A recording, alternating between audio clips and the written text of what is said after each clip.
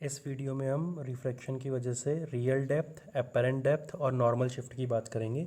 तो सबसे पहले रियल डेप्थ क्या है। यहाँ पे हमने कंटेनर लिया हुआ है, कंटेनर में एक लिक्विड भरा हुआ है और इसमें हमने बेस पे कोई एक पॉइंट मान रखा है और इस पॉइंट को हम बोलेंगे कि ये वाला पॉइंट ऑब्जेक्ट है। तो ये वाला पॉइंट है ऑब्जेक्ट ओ। ये ऑब्जेक्ट जब हम देखते हैं तो हमें कुछ ऊपर दिखाई देगा, मतलब हमें ये ऑब्जेक्ट ओ पे नहीं होकर के एक्चुअली जब हम इसके लिक्विड के बाहर से देखेंगे तो ये ऑब्जेक्ट हमें यहाँ पे दिखाई देगा। इस वाले को मैं मार्क कर रहा हूँ आई से, मतलब यहाँ पे इमेज फॉर्म हो रही है। और इस वाले पॉइंट को मैं मार्क कर रहा हूँ जो इसका टॉप मोस्ट पॉइंट है, इसको ए से। ठीक है, इसी तरह से मैं इस वाले पॉइंट को बी से मार्क कर रहा हूँ कि ये वाला पॉइंट बी है और इस तरफ सी। और यहाँ से एक रे है, ऑब्जेक्ट से रेज निकल रही हैं, एक रे बिल्कुल स्ट्रेट चली गई, एक रे यहाँ से बाहर जा रही है और डेंसर से रेयर मीडियम में जाने की वजह से वो अपने पाथ से थोड़ा सा बेंड हो रही है।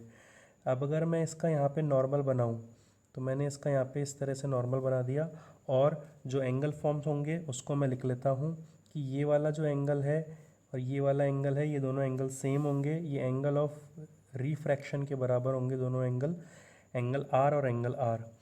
जो ये वाला एंगल है, ये वाला एंगल होगा आई, एंगल ऑफ इंसिडेंस के बराबर, और जेड शेप की वजह से ये वाला एंगल भी क्या हो जाएगा।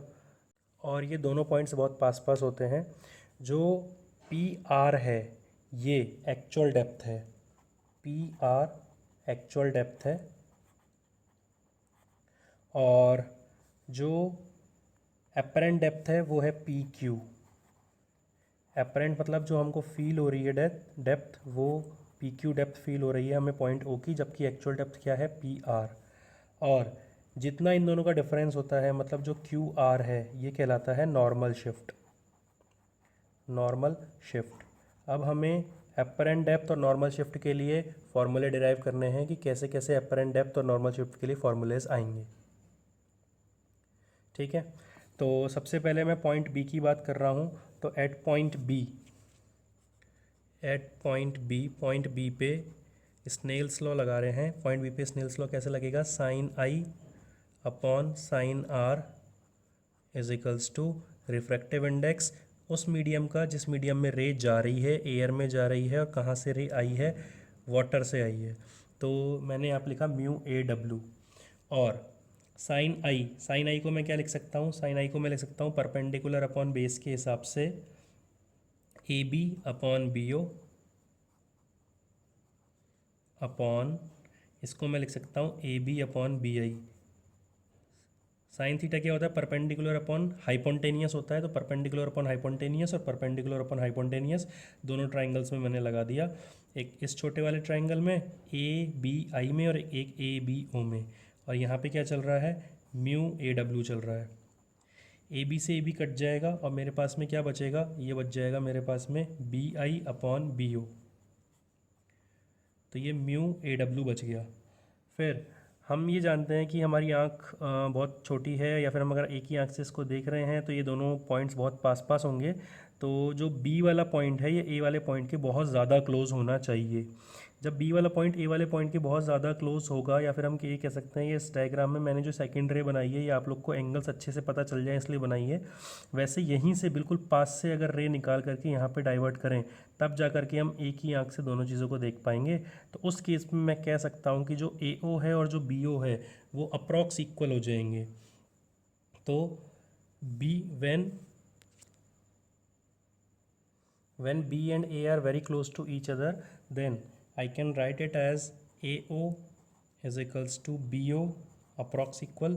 और फिर मैं ये भी कह सकता हूँ कि जो AI है वो BI के भी अप्रॉक्स इक्वल या फिर इक्वल ही होगा। तो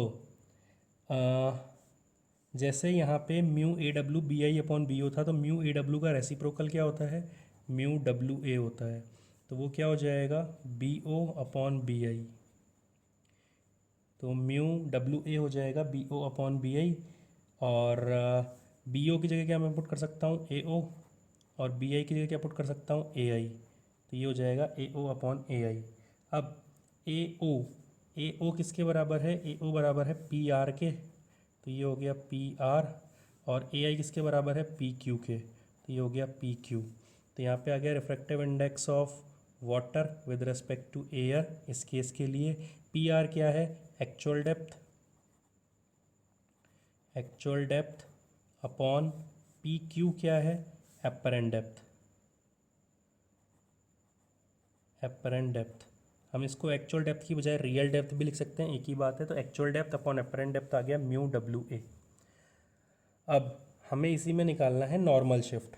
तो नॉर्मल शिफ्ट कैसे निकालेंगे, नॉर्मल शिफ्ट, नॉर्मल शिफ्ट में हमें कुछ भी नहीं करना, बेसिकली दो चीज़ों का सब्ट्रैक्शन है नॉर्मल शिफ्ट में। किस किस का सब्ट्रैक्शन, नॉर्मल शिफ्ट है क्यू आर, क्यू आर, और क्यू आर किस किस का सब्ट्रैक्शन है, अगर देखा जाए तो P R minus P Q, P R minus P Q, ठीक है। और पी आर किसके बराबर है, ये पी आर बराबर है ए ओ के, माइनस पी क्यू किसके बराबर है, ए आई के, is equals to A O minus. अच्छा, अगर मैं यहाँ से ए आई की वैल्यू निकालना चाहूँ तो मैं क्या लिख सकता हूँ, म्यू को नीचे ले जाऊँगा, ए आई को ऊपर ले आऊँगा, तो ए आई की वैल्यू क्या आ जाएगी, ए ओ अपॉन म्यू। ये वैल्यू आ गई ए आई की। अब इन दोनों में से क्या कॉमन आ रहा है, इन दोनों में से कॉमन आ रहा है ए ओ, तो ए ओ कॉमन आ गया, तो ये हो जाएगा 1 माइनस 1 अपॉन म्यू। अगर मैं ये कहता हूँ कि क्यू आर यानी कि ये वाली डिस्टेंस, अगर मैं इस वाली डिस्टेंस को स्मॉल डी मानता हूँ, नॉर्मल शिफ्ट को मैं मान रहा हूँ स्मॉल डी क्यू आर को, और इस पूरी लेंथ को मैं टी मान लेता हूँ, मतलब ये पूरे मीडियम की थिकनेस है टी, तो उस केस में क्या हो जाएगा, ये तो हो जाएगा D is equals to T bracket 1 minus 1 upon mu. तो ये फार्मूला किसका आ गया, ये फार्मूला आ गया नॉर्मल शिफ्ट का, कि कितना ऊपर रेज्ड दिखेगा। हम एक्चुअल डेप्थ और रियल डेप्थ यहाँ से निकाल सकते हैं, और ये नॉर्मल शिफ्ट का फार्मूला आ गया हमारे पास में, D is equals to 1 minus 1 upon mu.